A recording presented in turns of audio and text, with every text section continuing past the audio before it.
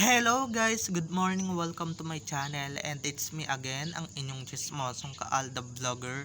So gusto ko munang magpasalamat sa inyong lahat sa mga walang sawang tumatangkilik, nanonood, sumusuport at sumusubaybay ng aking mga content araw-araw dito sa aking channel. So eto ha, huwag ninyong babaktawan o lalaktawan tong ating main topic ngayong araw. I'm sure na hindi ninyo pagsisisihan na pinanood nyo to mula umpisa hanggang hulihan. And syempre, huwag kayo mag-i-skip ng segment, okay? So, buuin ninyo start to finish kung ilang oras man tayo tapusin, okay? So, very interesting tong ating main topic for today's video. Kaya, huwag ninyo din kalimutan na i-share, okay? So, God bless us all mga ka-ADN. Happy Friday sa ating lahat. So, ayan. I'm very excited dahil nga October, matatapos na rin yung October dahil ilang weeks na lang, ilang months na lang Pasko na, grabe, 'di ba? So eto na, dumako na tayo sa ating main topic for today's video. Ano, 'di ba mismong mall show mo nagsugura ng mga ADN at eto lang ha, imbis na isigaw yung pangalan mo, sinisigaw nila yung Aldab at tinatanong nila si Alden kung nasan daw si Maine.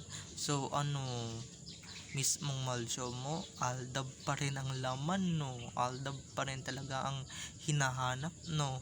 So ito na guys, watch this, mamaya ipapaliwanag ko sa inyo ng buong buo. So ito na guys, watch this.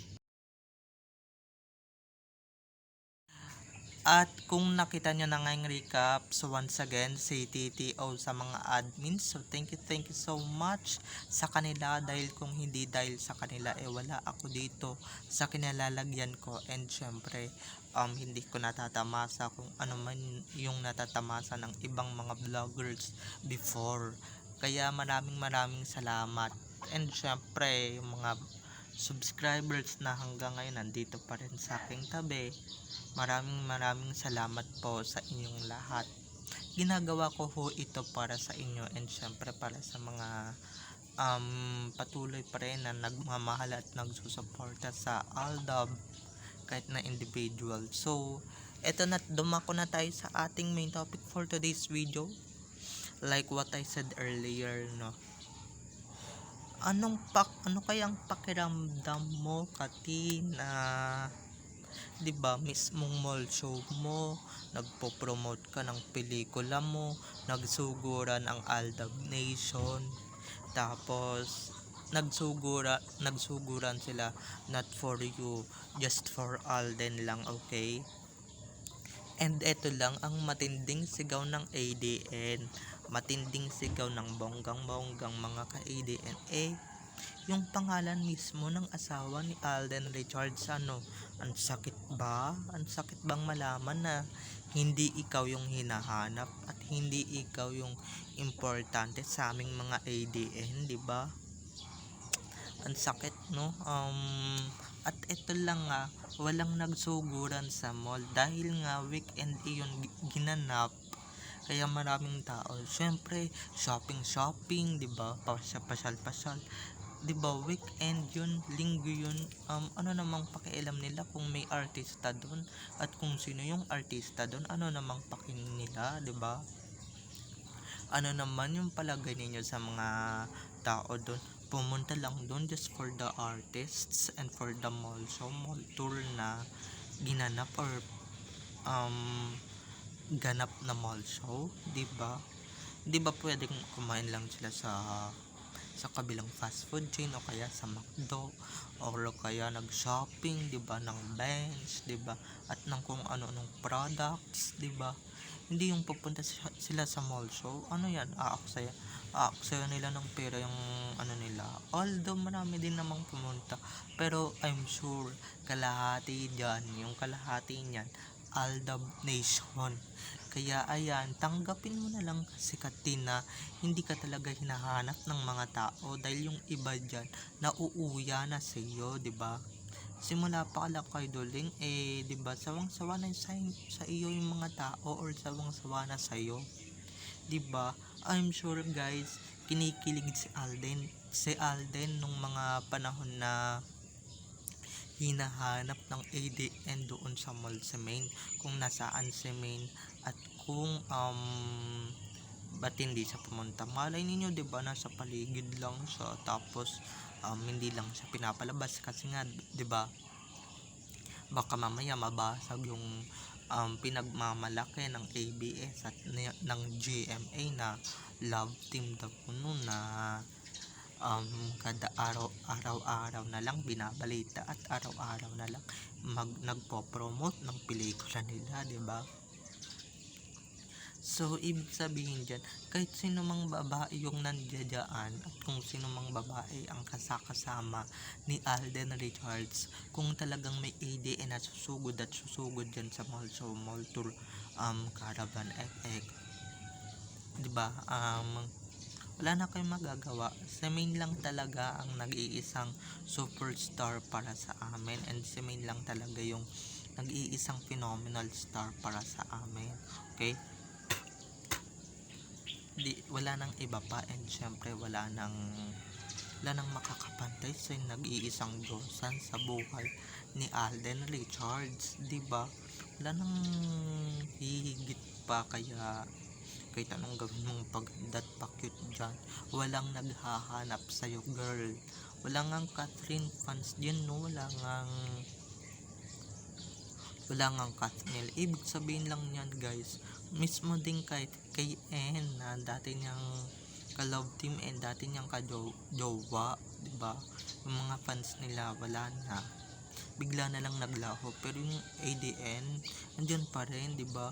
Andyan pa rin, nakasupport at nakasubaybay sa kanilang mag-asawang Alden at Main, kahit na solo sila, kahit na pinaghihiwalay sila, 'di ba? Kahit na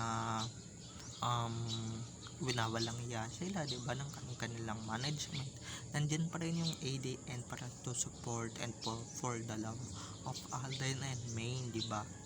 Ayaw lang talaga nila na may leading lady si Alden, 'di ba? Para sa amin na si Main lang talaga nag-iisang leading lady ni Alden Richards at wala nang iba pa, okay? Kaya yung mga pinapilitin yung maging leading lady, walang chemistry, walang kilig, walang spark, walang kuryente na madadama mo, 'di ba? Di katulad sa Aldab na onting pakilig lang, 'di ba, para ka ng kinukuryente, para ka ng sinisilaban, para ka ng kinukuryente, 'di ba? Doon wala, halos magwala pa nga tayo sa kilig noon, 'di ba?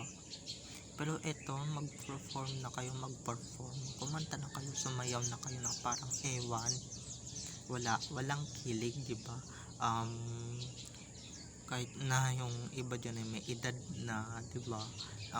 Alam pa rin ng mga tao at kung sino pa rin talaga yung hinahanap ng mga tao, doon pa rin sila. So masakit yan sa party niya, 'di ba?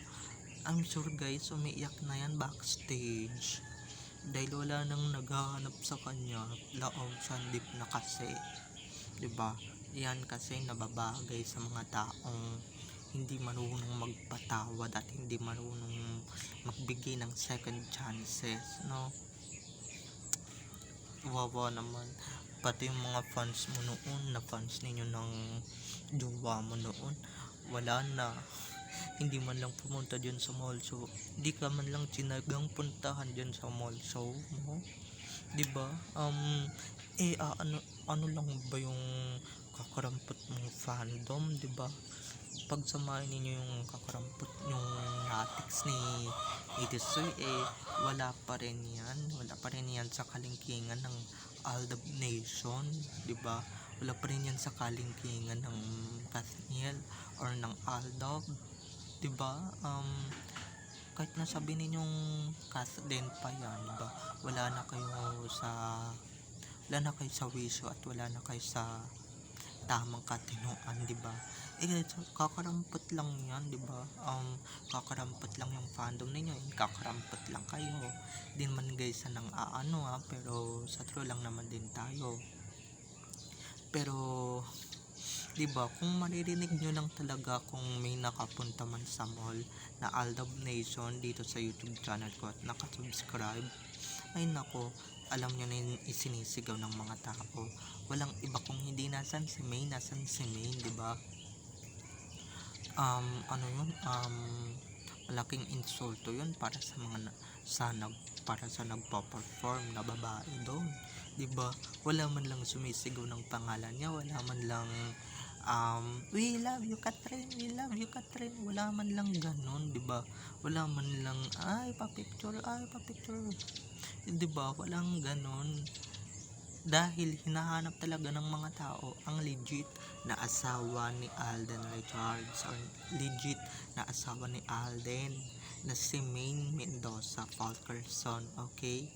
Malay ninyo nandyan lang yan, hindi lang yan nagpaparamdam at hindi lang yan nagpapakita dahil baka mamaya yung mga delusional fans ng KD, 'di ba?